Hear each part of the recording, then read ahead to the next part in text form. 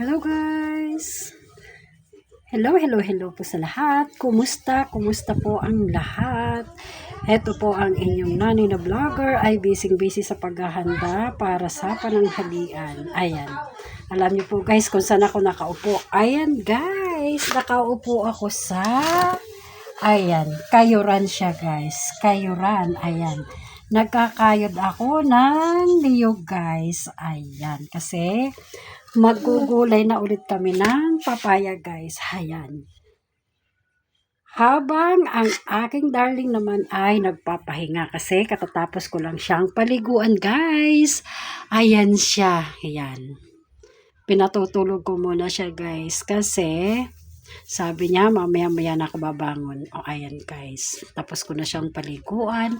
At ang aking nanay naman guys ay busy sa paghihimay ng papaya.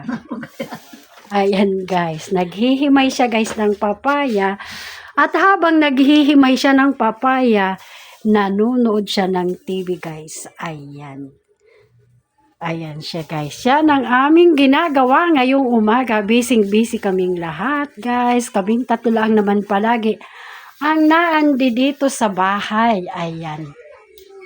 Ay, tingnan nyo, ang sigla-sigla ng nanay ko. Hala, sige, himay siya ng papaya, guys. Ayan.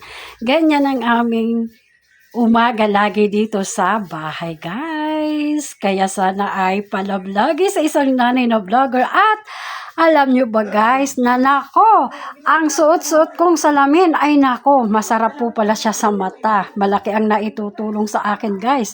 Yung nararamdaman ko bang parang laging masakit ang aking sintito, aba, ay unti-unting nawawala ng salamin na ito. Aba, effective po siya sa akin.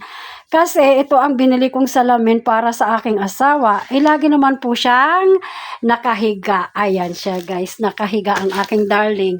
At kapag siya guys ay nakahiga at natutulog, ako naman guys ang nakikialam ng salamin. At maganda ang epekto nito sa akin. Nawawala ang aking hilo.